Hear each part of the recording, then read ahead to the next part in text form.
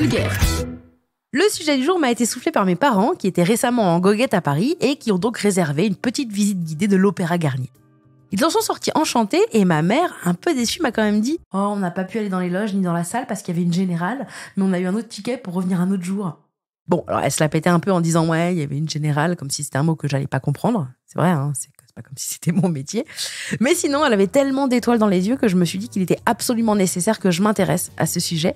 Ce que j'ai fait. J'ai tapé Opéra Garnier sur Google et la première question que les gens posent le plus visiblement, les trucs que les gens tapent le plus, c'est « Comment s'habiller pour aller à l'Opéra Garnier ?» Alors si j'en crois mes parents, short rose, robe à fleurs, basket et sac à dos Décathlon. Pas de quoi faire une recherche Google à mon sens. Mais en tout cas, pour en savoir plus sur l'Opéra Garnier, j'ai regardé sur Internet et je vais vous expliquer ce que j'ai compris. L'Opéra Garnier est un théâtre national qui a la vocation d'être une académie de musique, de chorégraphie et de poésie. C'est la Starac en fait.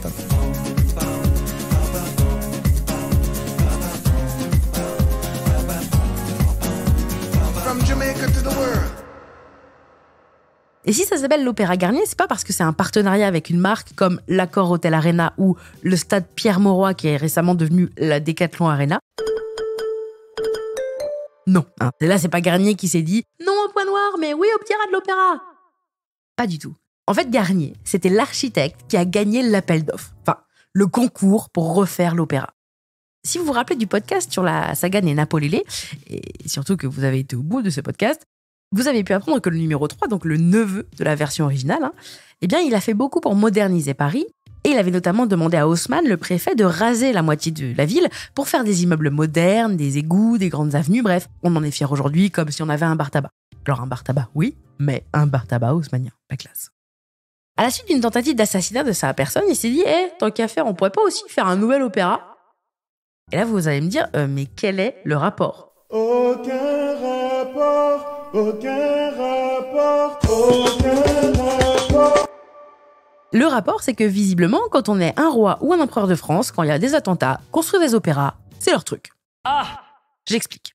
Avant l'Opéra Garnier, à Paris, il y avait un autre opéra qui s'appelait l'Opéra Le Pelletier, qui était rue Le Pelletier, pas très loin, genre c'est à une station ou deux de métro. Ça avait été construit en 1821 et c'était censé être provisoire. Le truc, c'est qu'il était très bien cet opéra. Il avait été construit de manière écolo en plus, puisqu'on avait récupéré les matériaux d'un autre opéra qui avait encore avant rue Richelieu. Mais alors celui-là, Louis XVI l'avait fait détruire parce qu'on avait tué son neveu, le duc de Berry, là-bas. Voilà. Alors je dis pas que la réaction est un peu too much, mais enfin je le pense. Donc je résume. Il y a un opéra qui est très bien, on tue le neveu du roi devant. On détruit donc cet opéra, mais on en reconstruit un de quasiment similaire, pas loin, avec les matériaux qui étaient dans le premier opéra et qu'on récupère. Ça fonctionne hyper bien pendant 70 ans, mais au bout d'un moment, il commence à fatiguer un petit peu cet opéra provisoire. Donc là, coup de théâtre, Napoléon III y est victime d'un attentat le 14 janvier 1858. On lance des bombes sur le convoi impérial, il y a une dizaine de morts, mais pas Napoléon. Mais lui, il se dit, bon, moi je l'aime plus trop cet opéra, on va profiter des travaux d'Haussmann, mon gars sûr, Haussmann c'est le S, pour faire un nouvel opéra très grand où moi, l'empereur, je pourrais avoir ma propre sortie. Ce sera plus sécure, on sait jamais si les gens ont encore envie de me tuer, par exemple. À moi, à l'assassin ! Pas con. Comme tout Paris est en travaux, comme aujourd'hui, vous me direz, des archis, ça tombe bien, il y en a plein qui sont super connus, qui sont influents, dont notamment un gars qui s'appelle Charles Roux de Fleury, et il y en a un autre qui s'appelle Viollet-le-Duc. Et d'ailleurs, Viollet-le-Duc, son nom, c'est pas Violet, pour info, c'est pas, en tout cas, c'est son nom, mais c'est pas son prénom, il s'appelait Eugène. Non, je vous le dis parce que moi, je me suis posé la question, je me suis vraiment dit, attends, le gars, il s'appelait Violet ? A priori, Eugène Viollet-le-Duc, il voulait faire ce chantier. L'impératrice Eugénie, la meuf de Napoléon III, voulait aussi qu'il fasse ce chantier. Mais comme ils avaient peur que ce soit donné à Charles Roux de Bidule, eh bien en fait, ils ont proposé de faire un concours anonyme, parce qu'ils étaient certains que Viollet-le-Duc, tellement au-dessus de la mêlée, le gagnerait haut la main. Alors comment ils ont fait pour rendre ça anonyme ? Eh bien, en fait, chaque architecte qui avait envie de présenter un projet devait présenter son projet sans donner son nom, mais devait se présenter par une devise en latin. Voilà, il y a eu 71 projets qui ont été présentés et donc 71 devises. Et contre toute attente, c'est pas Viollet-le-Duc ou Charles Roux de machin là qui a gagné, pas du tout, c'est Garnier, un jeune architecte qui était pas très connu, qui a gagné. Et alors moi, si je dis jeune architecte, c'est parce que partout, en fait, on nous le présente comme un jeune prodige. Alors moi, je me disais, s'il est jeune, c'est que ça doit être un peu le Xavier Dolan de l'architecture, le gars. C'est le Mozart de la maquette en carton-plume, la Greta Thunberg du bâtiment. J'imaginais en gros un mec d'une vingtaine d'années, le teint frais et la laine parfumée. Et en fait, ce jeune prodige, il avait 35 ans. Bon, et moi j'en ai 36, et je vois bien que plus personne ne me considère comme une jeune prodige. Bon, je l'ai dit, je sais pas si on va déjà considérer comme telle, mais si toi qui m'écoutes, t'as 35 ans ou plus, normalement tu sais de quoi je parle quand je parle de la pub Cachou la Jaunie, par exemple. Ou quand tu vois un bulldog, tu penses pas « Oh, un chien », mais « Oh, c'est Raymond de l'émission Plus vite que la musique sur M6 ».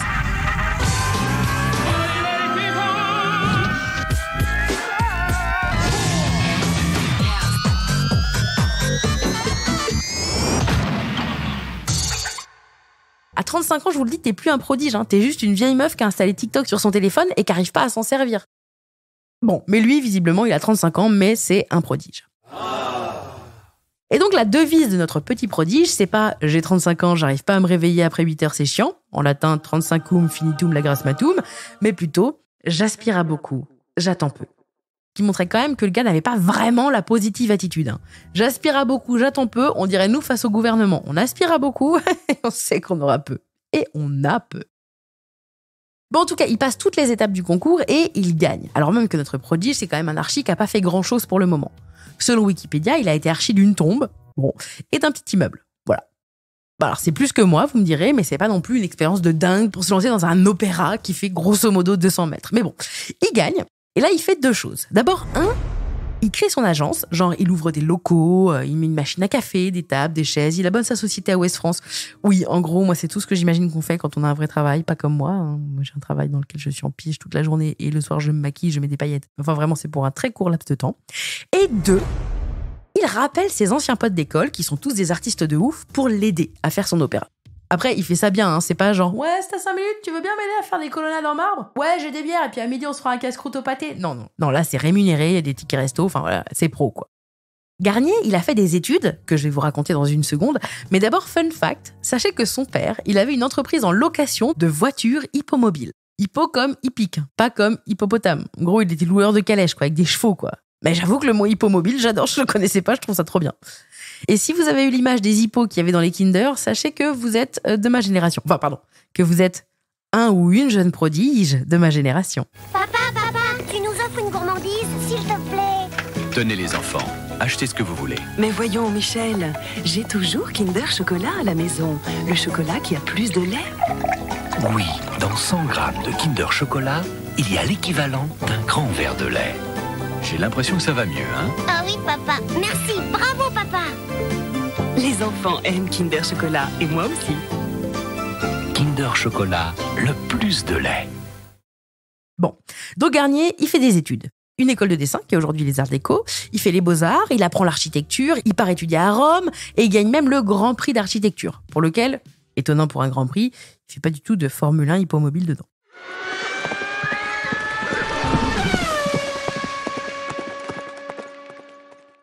Il étudie ensuite à la Villa Médicis à Rome, il voyage en Grèce, bref, il s'inspire, il fait des très longues études, ce qui fait que ses parents devaient en avoir vraiment marre de lui payer une studette. Mais bon, j'avoue, il gagne quand même le concours de l'opéra à 35 ans, BG, ça fait taire tous les rageux et tous les rageuses. Donc je vous l'ai dit, il gagne largement et à l'unanimité ce concours de l'opéra parce que le mec a proposé un projet clair, à la fois très simple et très riche. Simple parce qu'il a organisé son opéra un peu comme un hamburger. Prenez un hamburger, couchez-le. Bon, normalement, comme ça, vous voyez bien les couches différentes qu'il y a dans ce hamburger. Dans ce hamburger, vous avez du pain, de la viande, des crudités et du pain. Et là, vous vous dites, attends, elle met pas de fromage dans son burger, elle se prend pour qui ? Alors, j'ai dit hamburger, pas cheeseburger, merci beaucoup. Mais aussi, s'il y a que 4 parties dans cet opéra, c'est pas de ma faute, c'est de la faute du prodige. L'opéra est donc séparé en 4 parties distinctes, mais collées. Le pain plat, c'est l'entrée du public. C'est vaste, c'est grandiloquent, et c'est là qu'on pourra trouver un escalier somptueux, des pièces peintes, des lumières incroyables, des balcons, bref, c'est un endroit où on voit les autres et où on peut être vu, avec des pièces plus somptueuses les unes que les autres. L'idée de cette partie, c'est de progressivement faire rentrer les gens dans une ambiance unique, hors de la réalité. Il n'y a pas de fenêtres, il n'y a pas de lumière naturelle, c'est des pièces incroyables, elles sont peintes, il y a des mosaïques, des immenses sculptures. En gros, si tu sais pas quoi dire à ton +1 quand tu vas à l'opéra, parce que t'es en date et que ça se passe pas hyper bien, tu peux contempler et commenter tout ce qu'il y a à voir. Dans les choses qu'il y a à voir, il y a les autres gens. Dans un de ces espaces, Garnier il a fait construire un escalier immense, qui est une sorte de grand Y en marbre, si vous voulez, qui fait que les gens, en fonction de leur placement dans le public de la salle du spectacle, ils vont aller à des endroits différents quand ils vont le monter, cet escalier.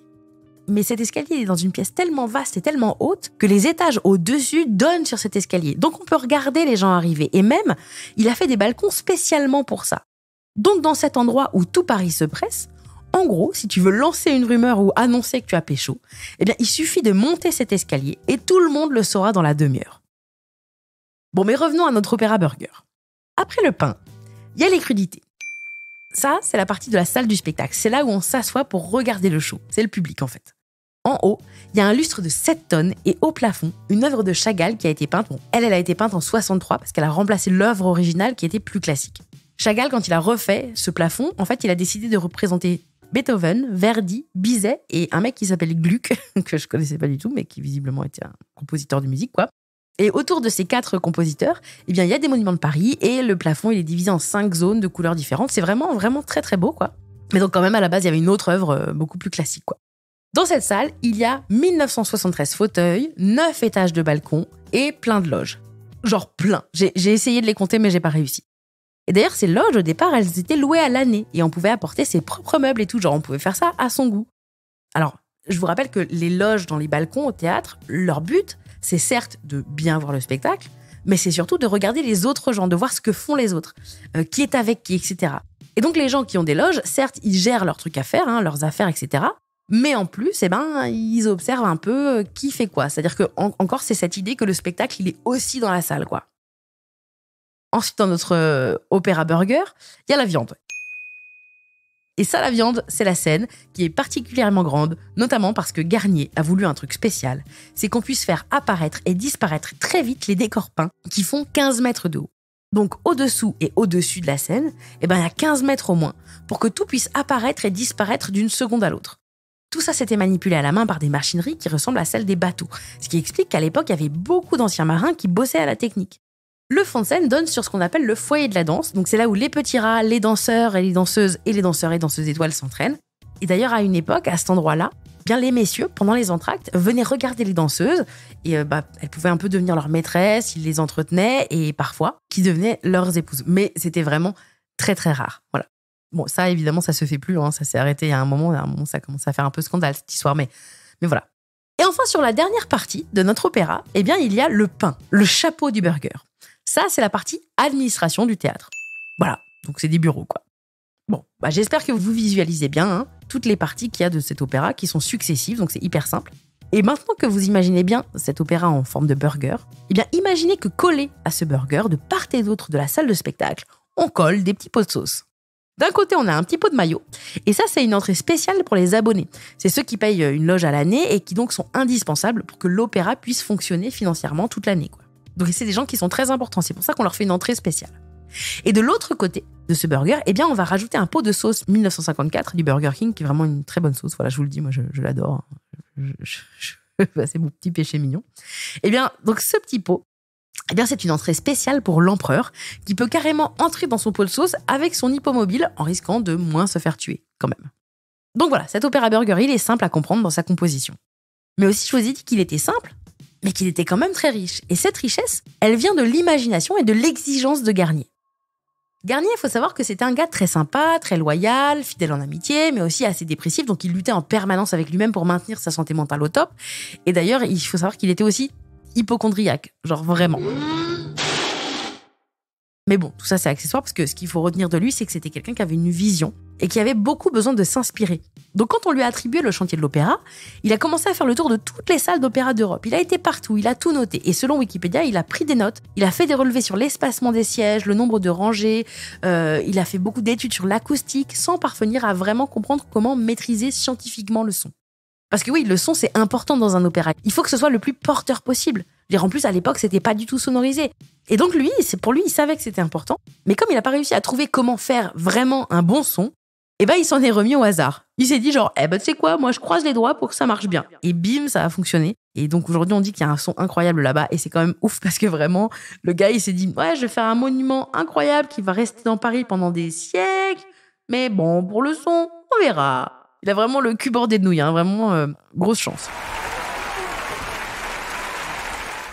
Donc il s'est inspiré de tous les opéras qu'il y avait autour, il s'est aussi inspiré de l'art, de plein de choses qu'il a vues en Grèce, en Italie. Lui, il aimait le marbre, il trouvait l'acier utile, mais moche. Donc il s'en est servi pour faire la structure de l'opéra, mais il a toujours recouvert cette structure par de la pierre, parce qu'il trouvait ça vraiment trop horrible. Genre, il aurait vu en vrai la Tour Eiffel, qu'il a jamais vu de sa vie, voilà, mais s'il l'avait vu, je pense qu'il aurait fait non, c'est vraiment très moche.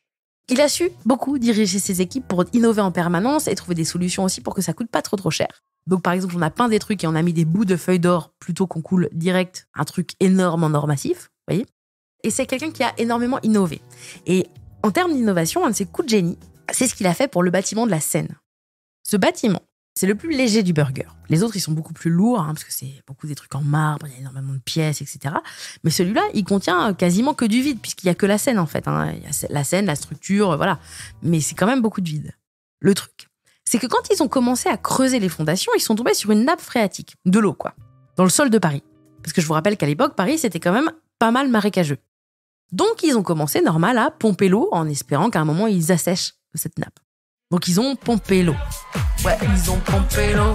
Ouais, ils ont pompé l'eau. Ouais, ils ont pompé l'eau. C'est formidable. Bon, mais rapidement, ils se sont rendus compte que c'était pas possible de la sécher, cette nappe phréatique. Alors, pour lutter contre cette force de l'eau qui, quand même, risquait de mettre en péril son bâtiment, il a eu une idée. Il s'est dit, pour contrer l'eau, il faut de l'eau. Il a fait construire sur toute la surface du bâtiment de la Seine, en fait, une sorte de cave étanche, une cuve, qu'il a fait remplir d'eau.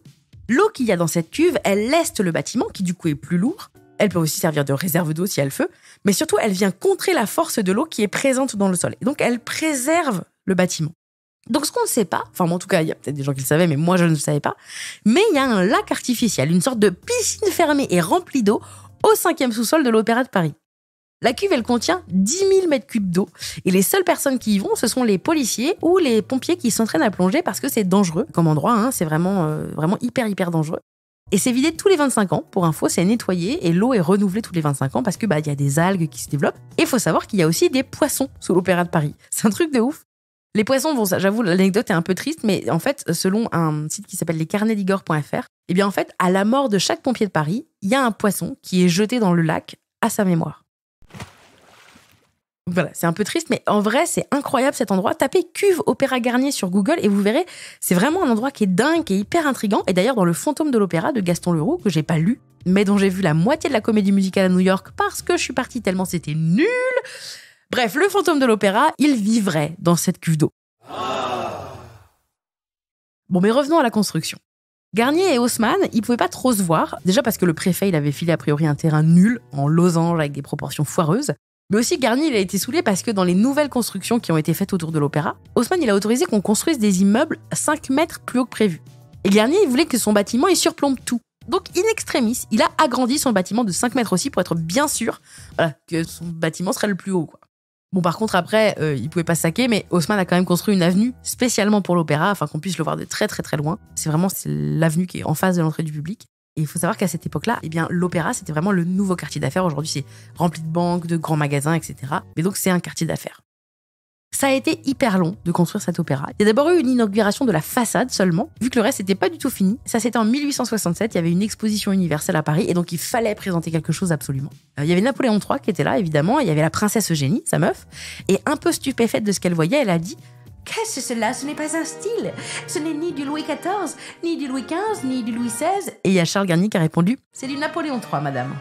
Donc, qu'est-ce qu'on apprend? C'est que Garnier, c'était quand même un susboule. Et si vous vous rappelez l'épisode de la Commune de Paris, peut-être que vous vous dites: mais Napoléon, il a été destitué? Non, mais tu le disais dans l'épisode, il était vraiment super, cet épisode.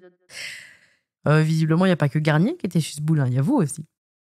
Bon, en tout cas, je vous résume vite fait, mais en 1870, les gens en ont un peu marre de l'Empire, et Napoléon déclare la guerre à la Prusse, et la future Allemagne.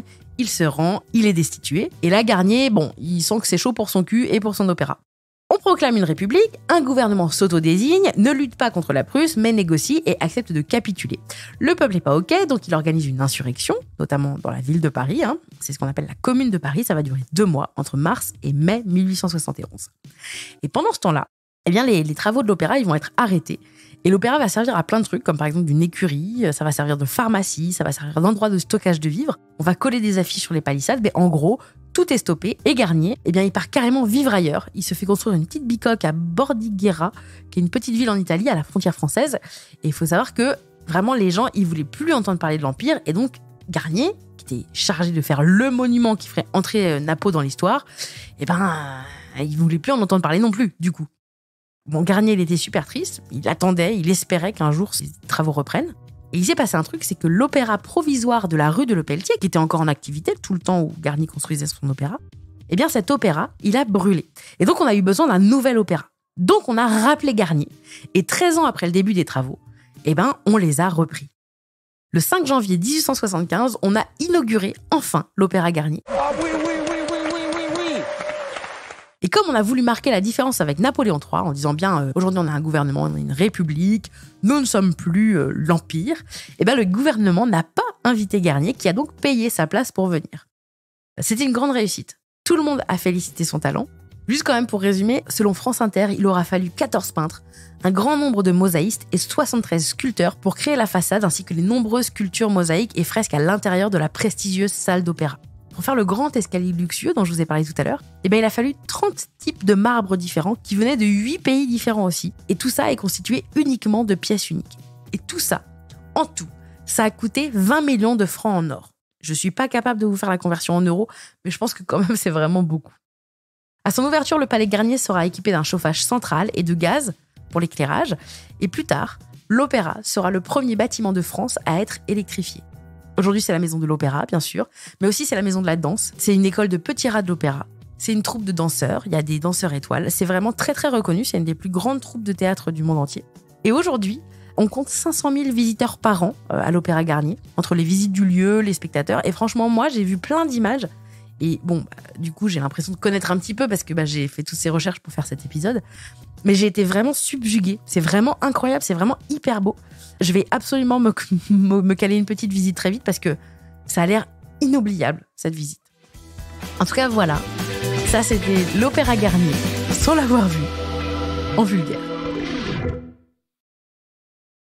Ah, et sinon, moi, je m'appelle Marine Baousson. J'ai écrit, enregistré et produit ce podcast d'après des articles et des vidéos dont vous pourrez trouver les références dans les petites infos qui l'accompagnent.